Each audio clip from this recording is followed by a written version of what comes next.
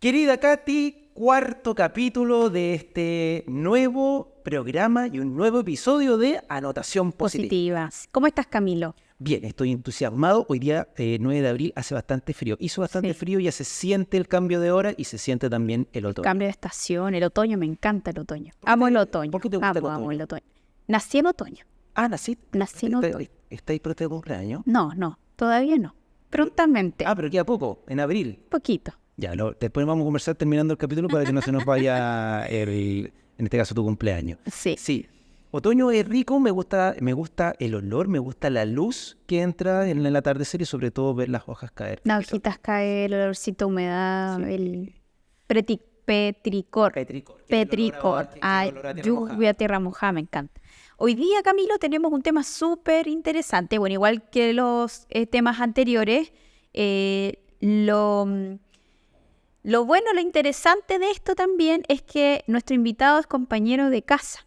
Ah, sí. Es un compañero y que nos va a entregar harto conocimiento y nos va a nutrir bastante también con la temática que vamos a abordar, que tiene que ver con la gestión del talento. Qué interesante temática, porque creo que es algo tremendamente importante cuando hablamos de organizaciones, no tan solo educativas, sino a nivel global, sobre todo que nosotros estamos en un establecimiento, más que un establecimiento, en una institución pública donde queremos que obviamente la gestión del talento sea uno de los pilares fundamentales dentro del desarrollo profesional y personal dentro de nuestros colaboradores, amigos, familia o establecimientos educativos que el día de hoy son parte del sistema educativo. Así que me parece que es increíble.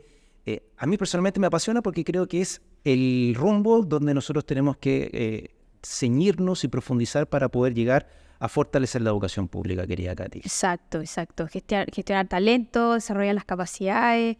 Los docentes, los profesores, eso realizan constantemente en el aula, tienen que gestionar este talento de los estudiantes, desarrollar capacidades, generar aprendizaje, ¿cierto? Y también los equipos directivos, en conjunto con sus docentes, tienen que tener también esta capacidad de poder gestionar estos talentos. Oye, y visualizando lo que acabáis de decir, cuando hablamos de gestión del talento, no tan solo hablamos desde el director hacia los profesores, sino director hacia los profesores y de los profesores hacia los estudiantes que también tienen distintos talentos e inteligencias múltiples. Entonces es una temática que yo creo que va a ser súper interesante. Muy interesante. ¿Te parece si vamos ahora con el invitado? Vamos. Ya. Vamos sin mucho preámbulo. Vamos directamente al trabajo porque creemos que el invitado nos va a ilustrar de mejor forma de lo que nosotros podemos. Vamos a aprender. Vamos a aprender mucho con el invitado próximo. Así que nos vemos en el próximo bloque. Pues. Nos vemos, Camilo. Bueno, querida Katy, ya estamos en el segundo bloque donde estamos hablando ya específicamente y vamos a entrar en detalle de lo que es la gestión del talento, algo tan importante dentro de las organizaciones, sobre todo para poder llegar a los objetivos que nos tenemos puestos tanto en la casa, en el trabajo o en las grandes instituciones, querida Katy. Y en las escuelas. Ah, también, pero por supuesto. Escuelas. Si ese es nuestro motor. Que hay bastante talento. Absolutamente. Y cómo los directores, como los jefes de UTP, inspectores o equipos directivos pueden gestionar el talento, el gran talento que tenemos dentro de las aulas de clase. Así que, bueno, ¿qué te parece que vayamos directamente a profundizar en el tema? Vamos, tenemos un invitado. ¿Quién será ese invitado, querida Katy? Un invitado, además de tener una trayectoria que nos va a comentar, nosotros no vamos a decir nada, que nos va a comentar una trayectoria bastante amplia en el área, es compañero. Compañero. Uy, ¿quién será? Sí, quizás lo he visto por ahí. Compañero de casa. Ándate, quizás lo he visto por ahí en alguno de los pasillos del servicio local. Bueno, vamos entonces a profundizarlo. Gonzalo. Hola, Gonzalo. ¿Cómo estás, Gonzalo? Bien. ¿Y ustedes cómo están? Bien, estamos muy entusiasmados de poder llevar esta temática tan importante a nuestros telespectadores y auditores, porque recuerden que estamos también en YouTube y en Spotify. Gonzalo, cuéntanos de ti un poco, quién eres, y para entrar en detalle a lo que el día de hoy al día de hoy vamos a profundizar con respecto a la gestión del talento. Súper, es una gran pregunta esa, es como definirse un poco quién es uno mismo. Voy a partir por lo más básico, digamos. Soy una persona, un ser humano nacido en Yoyeo, San Antonio, la quinta región. Qué bonito esa parte de... Preciosa, a mí me encanta. Incluso tengo pensado en algún momento volver allá más viejo, digamos, con mayor edad, a buscar la jubilación en ese lugar. Soy casado, tengo 3 hijos, actualmente vivo en Quilpué, y esa es como la parte más bien estructural, digamos. Lo otro, soy psicólogo de formación, o de formación en algunos casos también. Llevo muchos años trabajando en psicología laboral especialmente, me especialicé en esa área, empecé el mundo clínico, educacional, más que nada porque la psicología al principio era más bien genérica, digamos, una psicología general, ecléctica que se llamaba en ese tiempo, sigue llamando igual, pero uno después ya toma un camino de especialización, ya sea la psicología organizacional como tal, ya en estudios más bien formales, diplomado, magíster, después hice un doctorado. Ahí lo congelé por temas también personales, de tiempos también, que requiere harto tiempo que hay que dedicarle. Y me fui metiendo harto en el mundo público, especialmente en escuelas públicas. Trabajé mucho tiempo en el mundo de salud pública, que es una organización altamente compleja, al igual que los servicios públicos educacionales. Y estoy acá, ahora en el servicio local, ejerciendo labores similares a las que hacía hace 15 años atrás. Obviamente con la actualización formal distinta, yo también soy diferente, generando también procesos de cambio en las personas o propiciando un poco esos espacios, digamos. Súper, Gonzalito. Gonzalo, entremos ya en detalle. ¿Qué entendemos o qué entiendes tú en este caso, sobre todo desde el área mucho más organizacional, cuando hablamos del concepto gestión del talento humano? Sí. Ya que por lo que hemos visto es un concepto que es bastante reciente en este caso, que quizá se ha tendido a cambiar de paradigma de recursos humanos a ya propiamente tal a la gestión de personas, gestión del talento. Sí, es importante lo que dices tú porque la gestión del talento viene a representar un poco una mirada distinta a lo que era antiguamente el recurso humano. Esta mirada más bien utilitaria de las personas dentro de una organización. Después se transforma en el capital humano que hemos conocido en algunos estudios también, y aparece ahora últimamente, que es lo que debiese aparecer siempre, las personas, digamos, como un foco motor principal de las empresas, de la organización en general. Entonces, dentro de esta mirada, porque en el fondo es una mirada de cómo se gestionan las personas dentro de una organización, aparece una idea también del patrimonio, ya el patrimonio humano como una lógica de algo que se cuida, ¿ya? Porque si pensamos en el recurso humano como algo que se usa como parte de un engranaje industrial, digamos, como lo sería en los años 40, 50, digamos, después aparece el capital humano, el patrimonio humano viene a responder la pregunta de ¿qué vamos a cuidar en la organización? Y la respuesta es las personas. Por lo tanto, aquí aparece el subgrupo, digamos, dentro de todos los sistemas de recursos humanos, de personas, que vendría siendo la gestión del talento. ¿Y el talento para qué? Es la pregunta. Claro. ¿Para quiénes? ¿Para una organización? ¿Para las propias personas? ¿O una dualidad, una bidireccionalidad entre ambas? Entendiendo también las organizaciones como un colectivo. O sea, las organizaciones son comunidades. Como son comunidades entrelacionadas por las personas, digo. ¿Ya? Entonces, ahí la gestión del talento es un sistema que permite atraer el talento, primero como a nivel de procesos de selección, pero también mantener el talento y desarrollarlo dentro de la empresa o la organización, ¿ya? Ya sean organizaciones públicas o privadas, distintos mecanismos, estrategias de atracción, headhunter, que le llaman en algunos casos, más la empresa privada que se utiliza harto, y en los modelos más bien públicos tiene que ver con el desarrollo de carrera, la relación de las competencias, ¿cierto? Que se han hablado en este podcast también. La gestión de la competencia es un subgrupo también de la gestión del talento.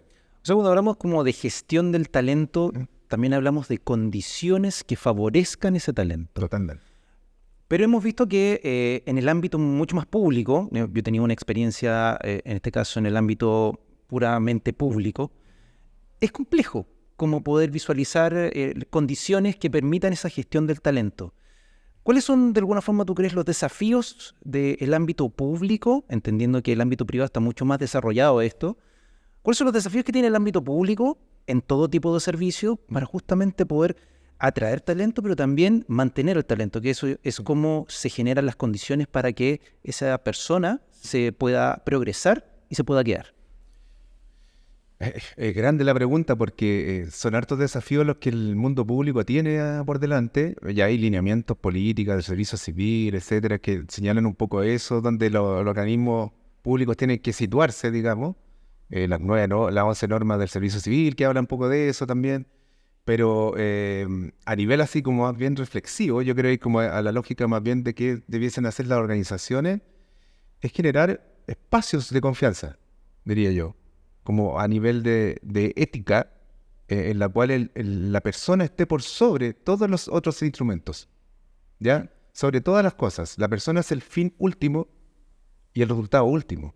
Entonces, todo lo que tiene que ver con los otros aparatos, indicadores, lo que sea, resultados todo lo que sea, es a través de las personas. Por lo tanto, aquí hay un concepto más bien ético, que tiene que ver con cómo nosotros visualizamos a las personas, de cómo las situamos en estos contextos, y especialmente en el mundo público, que tiene una lógica que no es lucrativa, que es una lógica que tiene que ver con un bien a la comunidad, generar ciudadanos que generen también beneficio a la comunidad, a la ciudadanía. Entonces, no es una lógica más bien utilitarista, es una lógica más bien de personas que están al servicio de otras personas.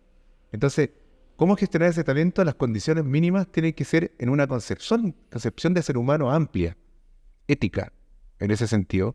Y la invitación, a mi juicio, desde mi perspectiva, es a los liderazgos, pero también que muchas veces, a veces caemos en el cliché del liderazgo en el sentido de que nos focalizamos demasiado en la autoridad, por ejemplo, en la autoridad en el sentido de quién tiene el poder, ¿ya? Pero también no nos fijamos mucho en quienes siguen a ese líder, ¿ya? A las personas que están en esos grupos, en esos equipos de trabajo, que en realidad hacen al líder, digamos. O sea, no existe liderazgo, no existe líder sin un grupo que lo siga. No hay seguidores sin liderar. Entonces, en ese sentido, yo me focalizaría, y últimamente me ha pasado que el foco no está tanto en el liderazgo como el líder como tal, como una mirada más bien antigua, digamos, sino que más bien en las personas que pueden hacer posibles los cambios, ¿ya?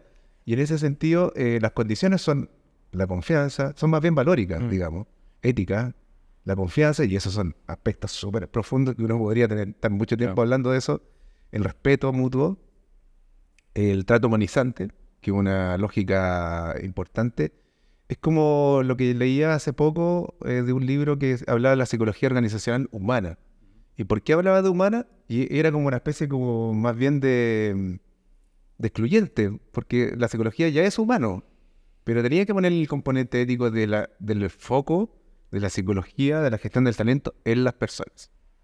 Ya, y ahí viene la pregunta más bien, ¿cómo? Claro. ¿Cómo hacerlo? Es una gran interrogante que muchos psicólogos, sociólogos, educadores, como ustedes también, se han preguntado cómo llevar a cabo, ya sea el aprendizaje en los estudiantes, digamos, en los propios profesores, asistentes a la educación, los funcionarios en total. Gonzalo, bueno, tú mencionaste algo que yo te iba a preguntar, pero ya lo respondí. Ya, adelante. Hablaste del liderazgo, Sí. ¿cierto? Y mencionaste el contexto de la escuela, porque tú también trabajaste en escuela, ¿cierto? También como psicólogo, también trabajaste en escuelas públicas. Entonces tú tienes conocimiento en el fondo de los contextos, ¿cierto? Cuando tú mencionas que la gestión del talento tiene, bueno, Camilo te hace la pregunta en referente que tenía que tener generarse condiciones, ¿cierto? Uh-huh. Y también mencionas los liderazgos. Estoy súper de acuerdo cuando tú planteas que no es que haya que seguir a un líder, ¿cierto? Porque el liderazgo se hace, de cierta forma. Más allá de nacer con eso, el liderazgo se va haciendo, ¿cierto? En los distintos contextos y pueden haber distintos líderes en un equipo de trabajo. Sí, claro. Llevándolo a la escuela y sabiendo también que la mejora en las escuelas tiene que ver con también generar cambios, ¿cierto? Cambios en la cultura que promuevan a las mejoras y esto que lleve a los aprendizajes de los estudiantes, ¿cierto? Desde esa lógica como explicada rápidamente, ¿cómo tú pudieses, pensando que te van a escuchar directores, profesores, estudiantes, las comunidades educativas, cómo tú nos podrías orientar o quizás desde tu conocimiento que los equipos, ya sea equipos de docentes, equipos de directivos, ya no centrado en un liderazgo, digamos, puntual, pueden gestionar, porque uno puede desarrollar ciertas capacidades, pero también cómo gestionan esas capacidades, porque yo he visto la experiencia que De repente tú te encuentras con personas que son muy talentosas, pero el líder, en cierta forma, o la persona que está como gestionando, no sabe cómo tomar ese talento y potenciarlo. Y a veces se genera más una disrupción para la persona que tiene que coordinar o guiar o acompañar que un beneficio. ¿Entiendes lo que te pregunto? Entonces, Sí, sí. ¿cómo se puede gestionar el talento pensando en las escuelas, pensando en los líderes de las escuelas? ¿Cómo lo pueden hacer en este contexto? Sí, es una gran pregunta porque ahí tú me preguntas más bien como de la estrategia, más bien como cómo llevarlo, digamos, concretamente, digamos. Y no es algo que, bueno, lo que hablaba anteriormente del tema de los subsistemas y todo, el ámbito público tiene esos sistemas de desarrollo de talento, ya sea en el tema del reclutamiento, por ejemplo, de cómo seleccionar a las mejores personas a través de competencias valóricas, que estén alineadas, coordinadas, etcétera. Hay distintos como momentos, digamos, del desarrollo de la carrera de una persona en el mundo laboral, ya sea desde el inicio, ya sea desde la propia descripción del cargo. Ya esa es una lógica, qué es lo que queremos como institución, hacia dónde vamos, cuál es el sello de la comunidad, cuál es el sello del establecimiento. Desde ese punto de vista, hasta el propio regulamiento de la persona, incluso me atrevería a decir en el propio proceso de inducción. Muchas veces cultural, por un lado, pero también una inducción formal, que en el fondo los servicios tienen que ir trabajando con respecto a eso, cómo esa persona va, porque en el fondo a nosotros nos ha pasado que mucha gente llega como en una especie de curva, como una campana Gauss del desarrollo motivacional y va cayendo, digamos, en una perspectiva como... Y en el fondo uno puede achacarle la responsabilidad a distintos subsistemas de recursos humanos, digamos. Que el reclutamiento no estuvo bien, que la inducción no fue la que debía realizarse, o que el aspecto cultural no fue bien trabajado.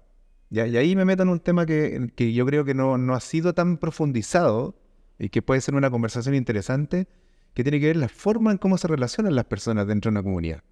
Ya sea como la forma autoritaria, la forma más bien democrática de trabajo, declaradas, pero también en la acción. A veces pueden ser muy declarativas, pero en la acción son cosas muy contradictorias.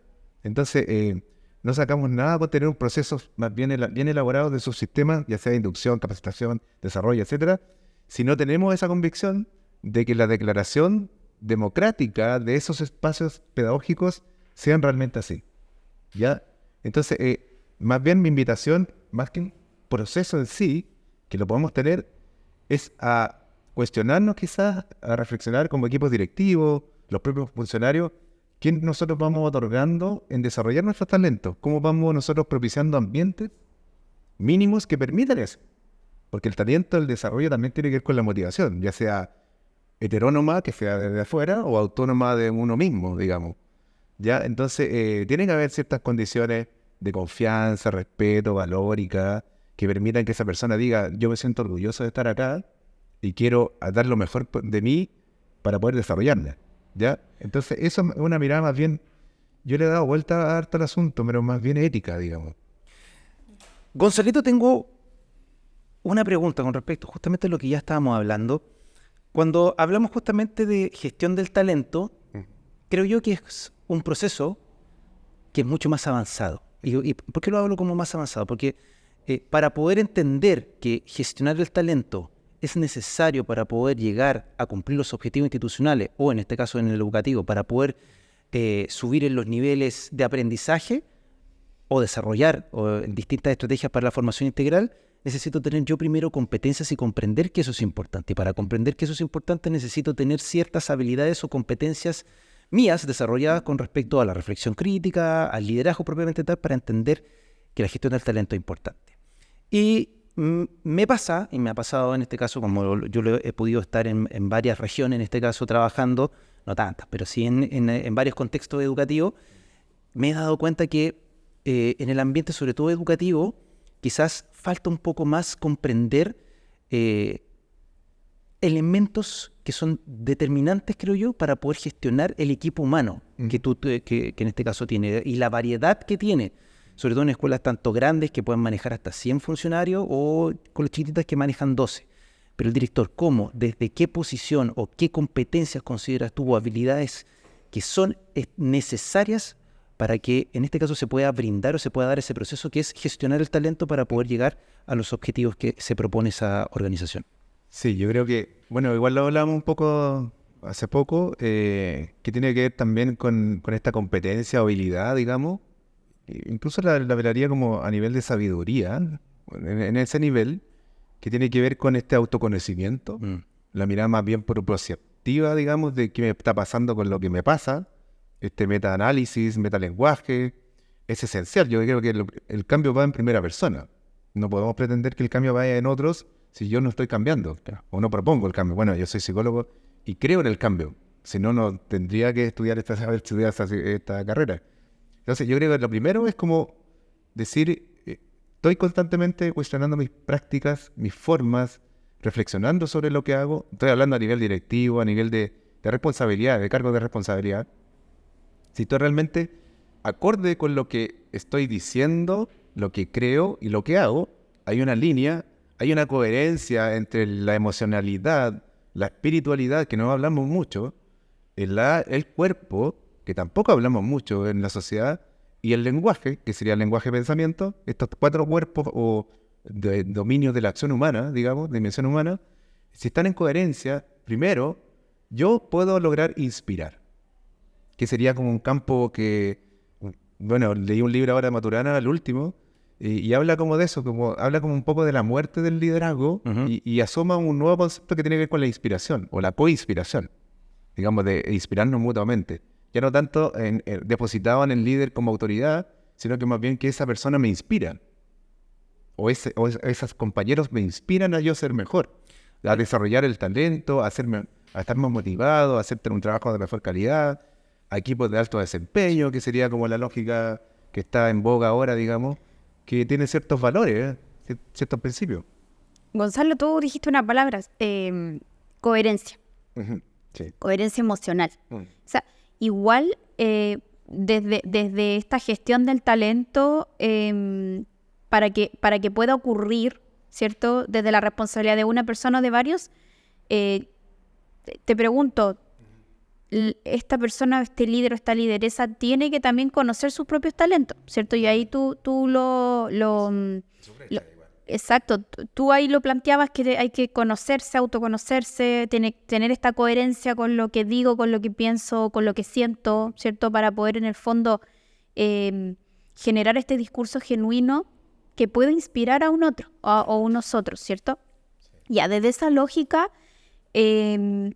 tú al mencionar estas características o estas dimensiones que tenga que tener desarrollada el líder o la lideresa para poder en el fondo también visualizar y gestionar el talento en otros, llevándolo a la escuela, ¿qué pasa cuando el equipo o los equipos, en este caso, que lideran una comunidad educativa, ¿cierto? Que administran la comunidad educativa, como los equipos directivos de gestión, no tienen esta capacidad, o algunos sí la tienen dentro del equipo, pero prima lo que no, en poder este autoconcepto de en el fondo poder mirarse, no tienen ese ejercicio y por ende no pueden tampoco transmitir o inspirar.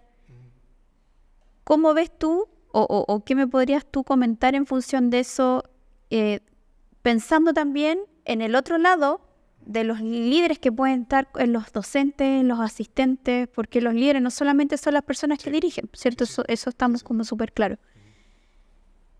¿Qué se genera ahí? Porque de cierta forma hay como una disrupción en donde no las personas, dentro de este clima, digamos, de convivencia, no se juntan de cierta forma, no van en la misma visión. Claro, no conviven, el propósito se va desvaneciendo, porque el que me debiese transmitir ese propósito para yo poder inspirarme por eso, no lo logro captar. Sí, entiendo la pregunta. Igual yo lo situaría como en el tema que habíamos hablado hace poco, que tiene que ver con la ética, porque en el fondo la ética no tiene que ver con un otro, no tiene que ver con que ese líder sea bueno o malo, o yo lo considero de una manera que hace bien las cosas, hace mal las cosas, sino que la ética más bien tiene que ver conmigo. Cómo yo hago las cosas bien o mal en ausencia o presencia de ese otro. O sea, si bien es cierto, me ayudaría a inspirar mi desarrollo de talento un líder que me inspire, valga la redundancia, y me motive a llevarlo más. Pero si no estás el líder, igual yo recurro a mi ética personal, profesional, digamos, y desarrollo eso. Claro, lo que pasa es que cuando no existen esos espacios de amor, como diría Maturana, digamos, cuando existe el legítimo otro, hay sufrimiento, hay dolores. Ya es desgaste. Y hay desgaste, hay desesperanza aprendida, hay espacios de poca reflexión, de desconfianza. Entonces, yo insisto que el trabajo más bien tiene que ver con primera persona, ya sea del profesor, del asistente de la educación, porque muchas veces uno ve que la petición va hacia un otro, digamos, que haga el cambio, digamos. Usted es el responsable de... Y yo no estoy tan de acuerdo con eso, en el sentido de que sí, cada uno es responsable de lo que tiene que hacer, pero también uno tiene cierta responsabilidad ética pública, digamos, que tiene que también propiciarse estos cambios, generarse estos espacios de... O sea, los climas laborales en el fondo, si vamos a ese punto, no son responsabilidad de una sola persona. Sería un error pensarlo así, porque en el fondo somos comunidades, somos mamíferos, digamos, que nos relacionamos entre nosotros y vamos construyendo un convivir. ¿Ya? Y en ese sentido, ese convivir tenemos que ponernos de acuerdo, como tiene que ser. Oye, es que hace poquito, hace el año pasado leí algo. A mí me gusta mucho la literatura que tiene que ver con respecto al liderazgo, como al desarrollo personal, y justamente cae pero de perilla en este momento. Hay un libro que, bueno, hay personas que les gusta, no les gusta el autor, que es Robin Sharma, que es como el autor importante en torno al liderazgo, tiene varios libros, pero hay un libro que a mí por lo menos, cuando yo lo leí dije, si tengo la oportunidad de pasárselo a todo mi equipo, lo voy a hacer. El libro se llama El líder que no tiene un cargo, o que no tenía un cargo. Y establece uno como de los principios importantes del liderazgo, es que para ser líder no se requiere tener un cargo. Y que eventualmente, lo que tú justamente decías, es que no necesariamente el liderazgo estaba como situado directamente en la cúspide, sino que los liderazgos podían partir desde abajo y desde ahí empezar a trabajar para poder sostener esta organización y tirar hacia arriba. Y es un poco lo que yo que creo que tuvimos un problema técnico, y eso lo había comentado antes, que en algún momento una profesora del magíster de educación que hice nos comentaba que una organización se puede sostener en el tiempo, y pasar incluso 3, 4 años en el tiempo, cuando tienes buenos liderazgos en las bases, sin necesariamente tener un buen liderazgo arriba. Pero cuando tú no tienes buenos liderazgos en las bases y tienes aún así un buen liderazgo, un mal liderazgo arriba, es muy poco probable que esa organización dure más de 3 años. Justamente porque se requiere motivar o inspirar, en este caso, los liderazgos que hay en las bases. Y es un poco lo que acá en Valparaíso me ha tocado ver, que es cómo inspiramos o cómo se motiva, en este caso, el trabajo y el liderazgo, más bien incluso hasta el liderazgo personal, sobre no tan solo que esté ligado directamente sobre los objetivos, sino cómo toman estas personas el desarrollo personal, el desarrollo profesional, también como parte de un liderazgo personal, y lo podemos cultivar dentro de Valparaíso. Y viene la pregunta que nos hicimos antes: ¿cómo? ¿Cómo, entendiendo las dificultades que tenemos a nivel nacional, la desesperanza un poco entendida a nivel cultural, a nivel delictual, a nivel de económico que estamos viviendo? ¿Cómo lo hacemos?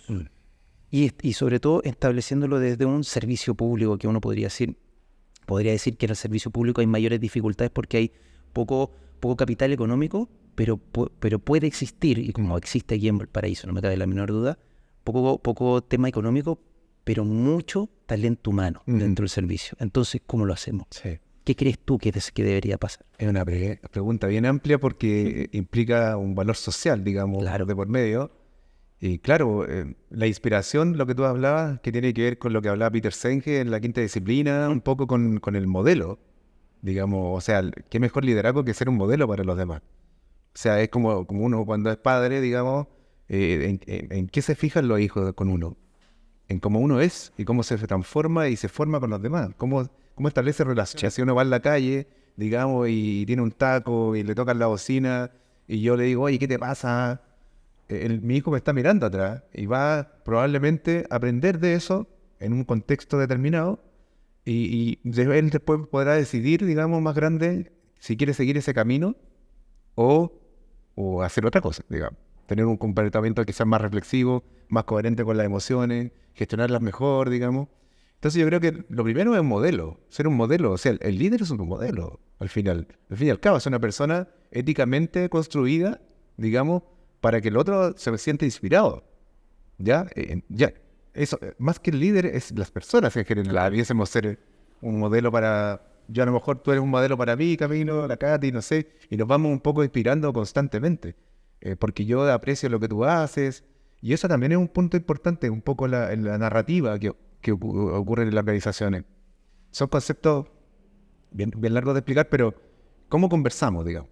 La forma en que se conversa, cómo toman los problemas, por ejemplo, cómo se gestionan los errores, cómo se gestionan las equivocaciones, si son un reto y te grito, o si te digo, conversemos este tema, ¿qué pasó acá?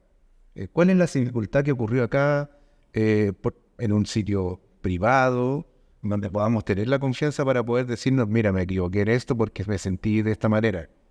Como uno lo haría en su casa, digamos.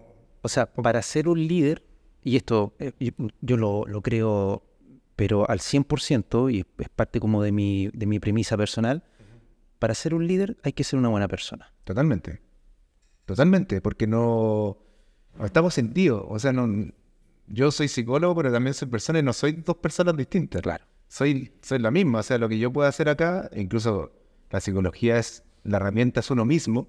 No es como una ingeniería, digamos, que puede ser como algo más instrumental, digamos.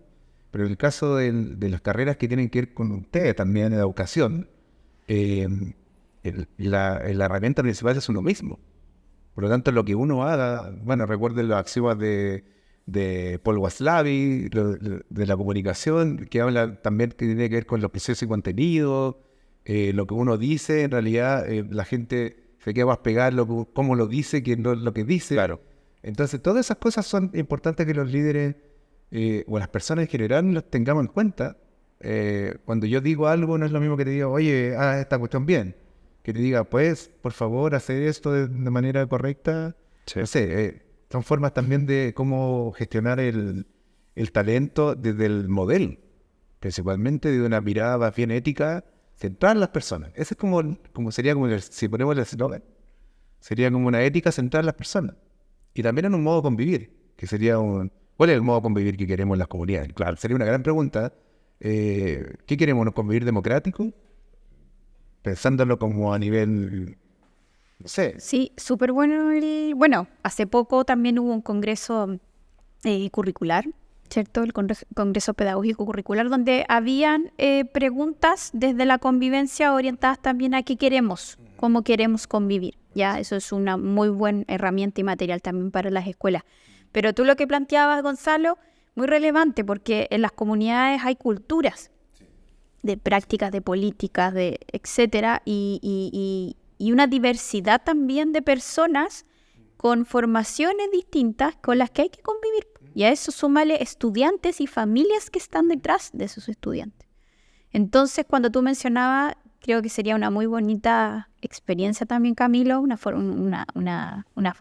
experiencia de formación, el tener alguna jornada en donde nos preguntemos también cómo queremos convivir. Porque lo que mencionaba el Gonzalo es súper relevante también para saber cuál va a ser el propósito, hacia dónde quiero llegar, cómo nos vamos a relacionar, porque eso al final está como está ahí en la evidencia de manera implícita. ¿Cachai? Fluye, porque uno no se hace consciente, ya, yo voy a tratar a esta persona así, no. Uno va fluyendo en la relación con el ser humano. Pero igual es súper bueno lo que tú planteabas, el ejercicio de decir, ya, pero en una escuela, en un contexto con tanta diversidad, que eso o enriquece o obstaculiza, dependiendo también de cómo tú puedas gestionar eso como desde el liderazgo, ¿cierto? Sería súper interesante el plantearnos y el poder en el fondo conversar en función de cómo nos relacionamos, cómo convivimos, que dentro del instrumento de gestión, ¿cierto? Están los planes y ahí debiese decretarse, pero a veces yo he visto y evidenciado, y también desde la experiencia de la escuela, que uno lo hace de manera como más sistemática nomás, ¿cierto? No tan consciente, ¿cierto? Técnica, técnico-pedagógico. Y ahí entramos a hablar de la cultura. que es un poco lo que hablabas tú del aprender a convivir, o qué es lo que necesitamos para las reglas, las normas en las cuales nos vamos a situar para poder convivir. Hablamos justamente de fortalecer una cultura de paz. Si tú piensas, yo que trabajo en los temas de ambientes laborales, digamos, que se conecta con todo lo que estamos conversando, el dolor que aparece ahí, en las declaraciones de las personas en general, tiene que ver con la cultura.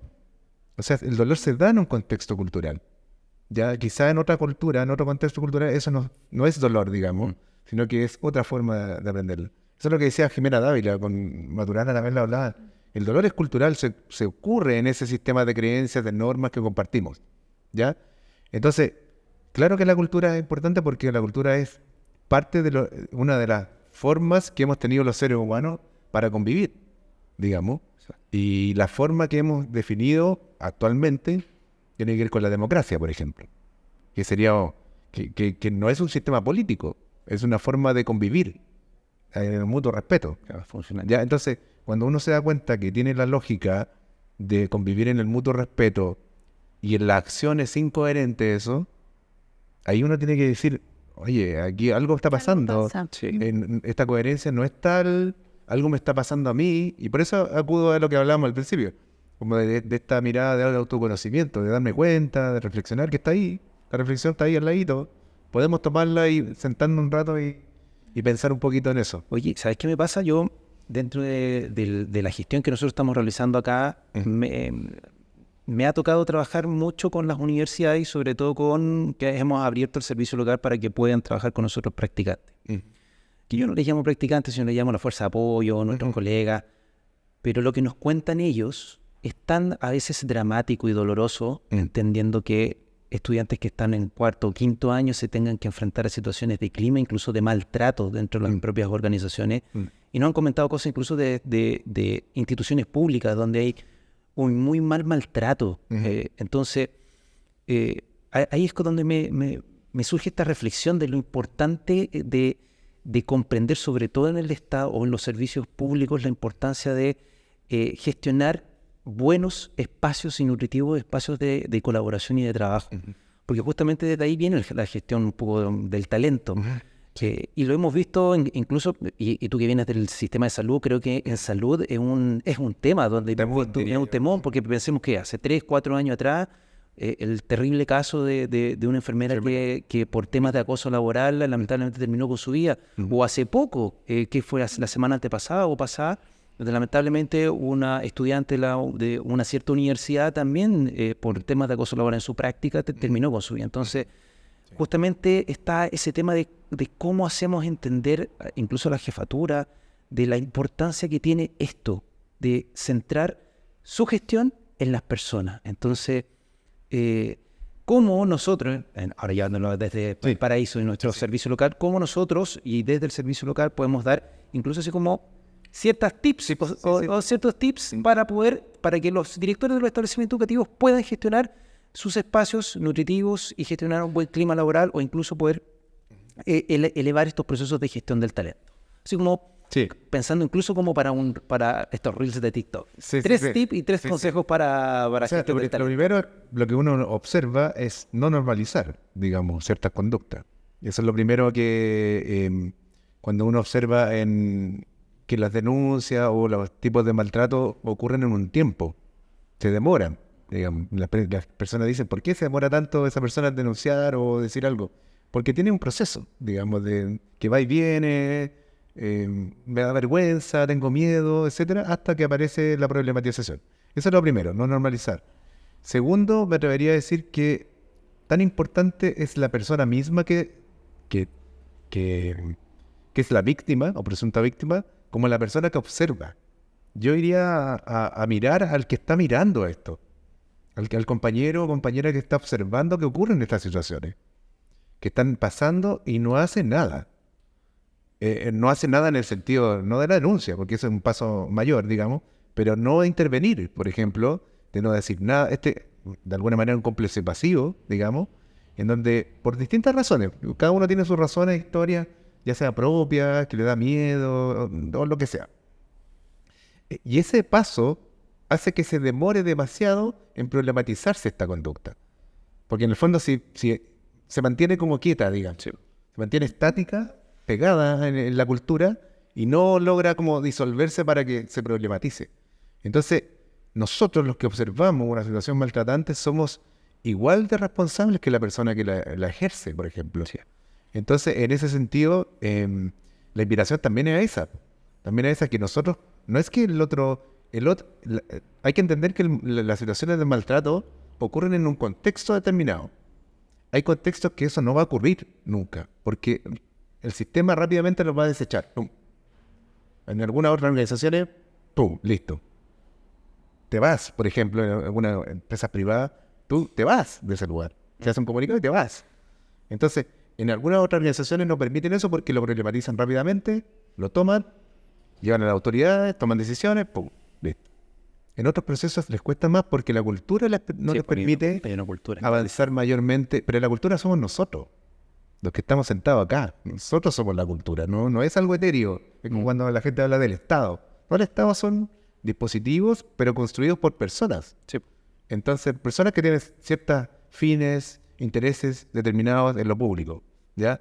Entonces, el tips es como uno hacerse responsable. Uno hacerse del modo de convivir que queremos. Si yo quiero un convivir sano, respetuoso, amable, cooperador, colaborador, y observo una conducta que no es acorde a eso, tengo que hacer algo. ¿Qué aporto yo ¿Qué aporto yo para eso? ese proceso? Y si yo observo eso, a lo mejor yo estoy en contra de todo eso, voy a hacer una acción. Porque estoy súper consciente de eso. Voy a ir a donde la directora y le voy a decir, directora, sabe que está pasando esto. O voy a ir donde mi compañero y lo voy a enfrentar. También puede ser. Uno piensa también como en tercerizar muchas veces las cosas. ¿Cierto? Como llevarlo a un nivel jerárquico. Y no necesariamente es así. A lo mejor yo puedo decir, ¿qué te pasa conmigo? ¿Cuál es tu problema? ¿O cuál es la situación que estamos viviendo? ¿Por qué me estás tratando de esa manera? Quizás eso resulte, quizás no sabemos. Ahí habría que abrir. Y si eso no resulta, seguiré otros conductos y llegar a las formalidades. Las formalidades aparecen al final del camino. Al final del camino porque es un constructo de conflicto que se va generando. Gonzalo, está súper interesante el tema. Camilo, estoy así, pero en éxtasis. Sí, muy, muy bueno.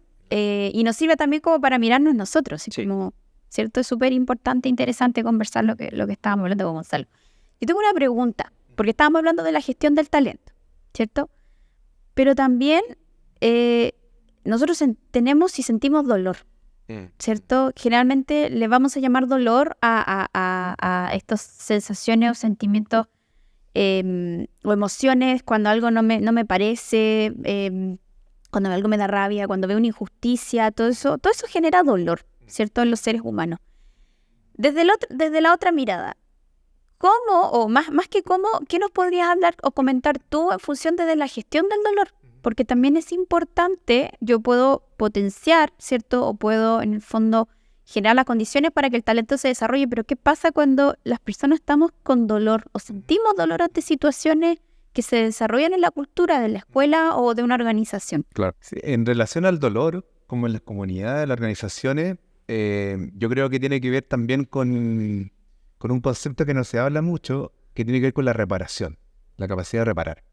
Y ahí hay en las organizaciones como más bien instrumentales, digamos, no están esas conversaciones de reparación. Como de hablar de lo que hemos, por ejemplo, un tema recurrente en los problemas cotidianos de las organizaciones son los errores, por ejemplo. La creación de errores o que me equivoqué en algo. Entonces cuando el error, incluso hablamos de brechas. No sé si se han dado cuenta en el lenguaje que es más bien deficitario, como el lenguaje del déficit.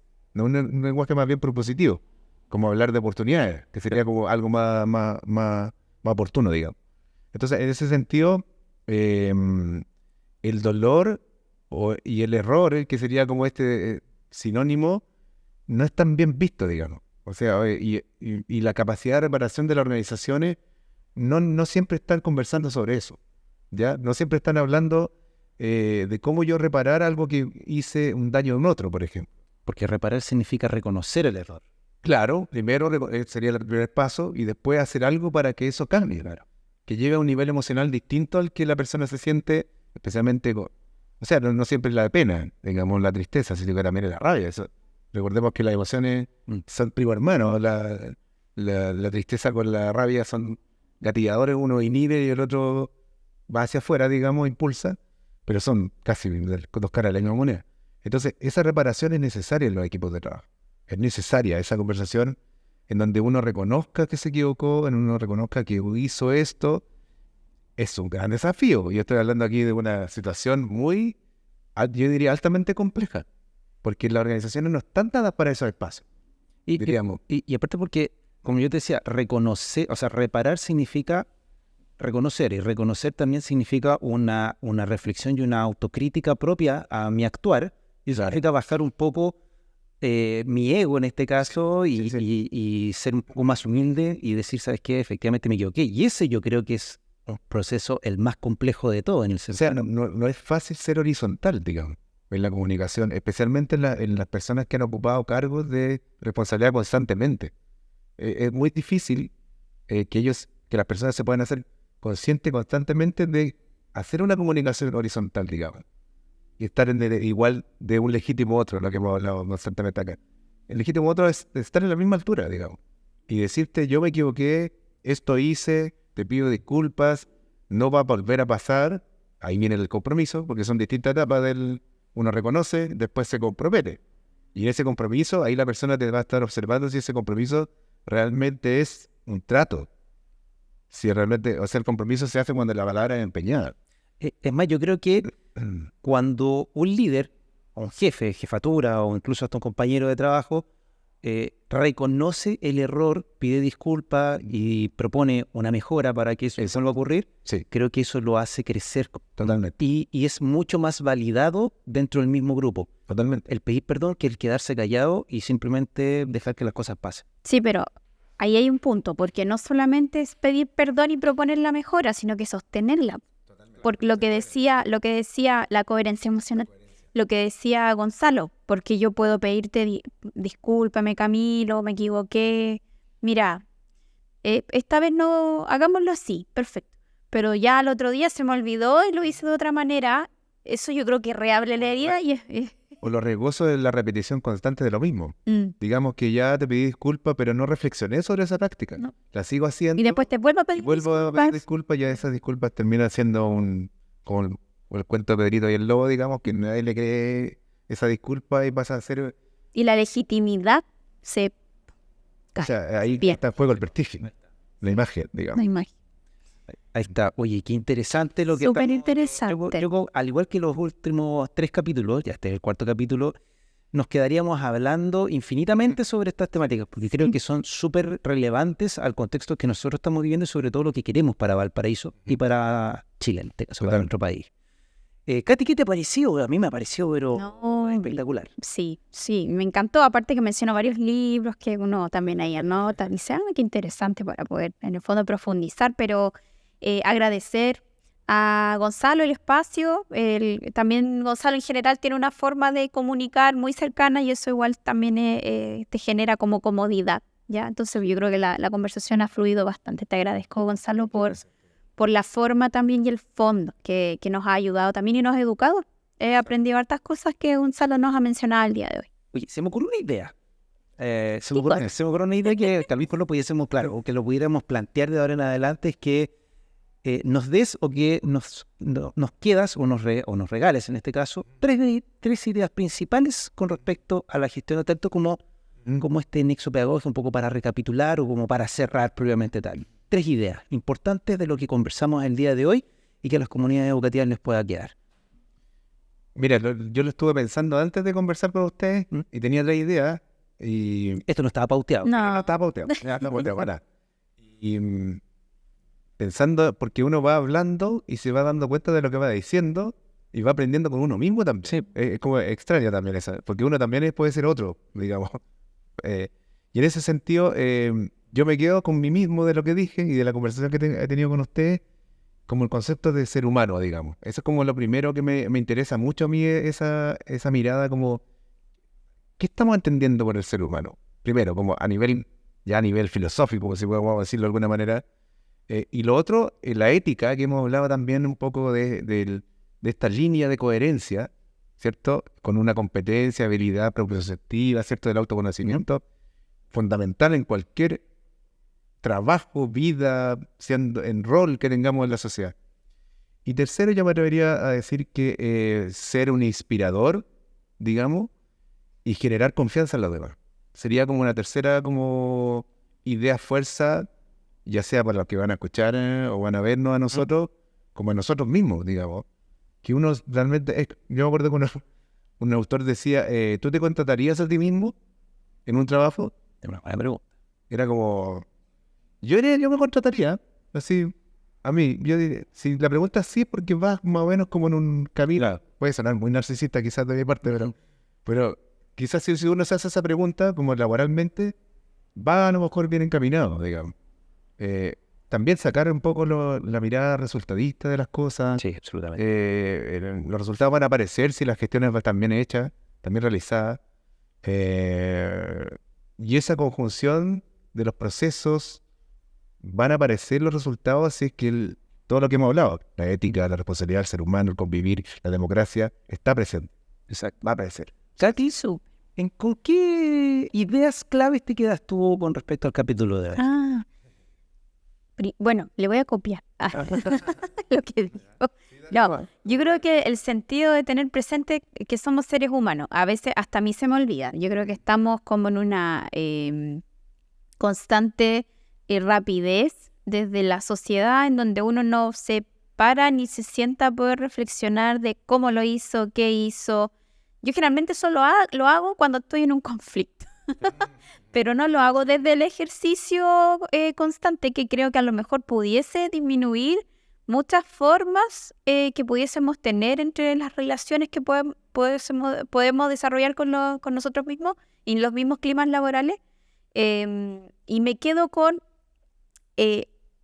lo que mencionaba Gonzalo, que era súper relevante, de lo que hablaba con la posibilidad de la reparación, desde la gestión como del dolor, la reparación.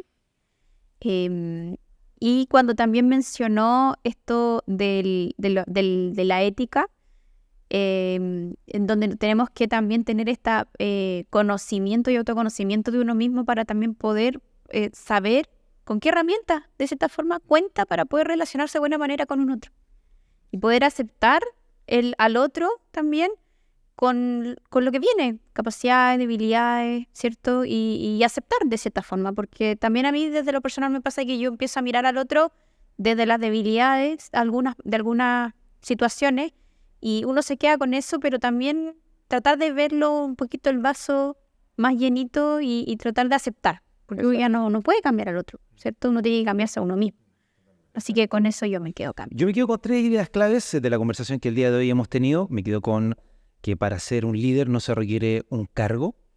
También me quedo con un concepto que yo lo trato de llevar día a día con mi equipo, con mi equipo humano, con mi compañero, mi familia, que al final uno trabaja como con esta segunda familia, que es al final la profundidad del liderazgo de uno siempre va a estar determinada por la profundidad de las relaciones que uno establezca con las personas. Y uno tercero, y que te encuentro toda la razón, que al final cuando uno quiere profundizar en procesos o en un cambio cultural tiene que enfocarse en los procesos. Los resultados de por sí se van a dar solo si uno mejora las condiciones laborales o en las condiciones en las cuales los procesos se están dando y siempre enfocado en las personas, porque solo así vamos a poder llegar a los objetivos que nos tenemos planteado como organización. Así que esos son como las 3 ideas claves que en este caso me quedo yo y bueno, a esta sección le vamos a poner un nombre yo creo que en el próximo capítulo como reflexiones finales de las 3 ideas clave. Agradecerte, Gonzalo, ahora sí agradecerte a ti, agradecerte por tu espacio. Este capítulo lo estamos grabando un 9 de abril, con un día bastante bonito, ya entramos en otoño y la verdad que para nosotros es importante que este tipo de episodios lo podamos dar y lo podamos ver durante, o los podamos generar y realizar y producir durante todo el año. Así que agradecido por tu tiempo, por tu espacio, por tu conocimiento, por tu compromiso también en torno al fortalecimiento de la educación pública de Valparaíso. Muchas gracias a ustedes por la invitación, me sentí muy cómodo. Me gusta hablar de estos temas, así que no sé si me vieron los ojos brillando así. Así que gracias por las preguntas también, que eso inspiran también en las respuestas que dan. Sí, es que entretenido, creo que para nosotros es súper importante este tipo de temáticas porque son las que sí o sí queremos potenciar en las escuelas y en los espacios educativos de Valparaíso. Querida Katy, ¿la próxima? Nos vemos. ¿Qué nos preparará la próxima? Algo muy interesante que se ancla a esta temática también, pero es sorpresa. Ah, sorpresa. Bueno, entonces nos estaremos viendo en un próximo capítulo. Nos pueden seguir en TikTok, aún no tenemos TikTok, pero sí nos pueden seguir en Instagram, en Facebook y también en las redes sociales, en YouTube, y nos pueden ver. Este capítulo lo pueden reproducir las veces que quieran, mientras van camino a su trabajo, a su casa, o mientras están mirando el atardecer en la playa y nos quieren escuchar, por supuesto, a través de YouTube y Spotify. Así que nos estaremos viendo en una próxima oportunidad. Muchas gracias, chiquillos. Nos vemos. Gracias, nos vemos.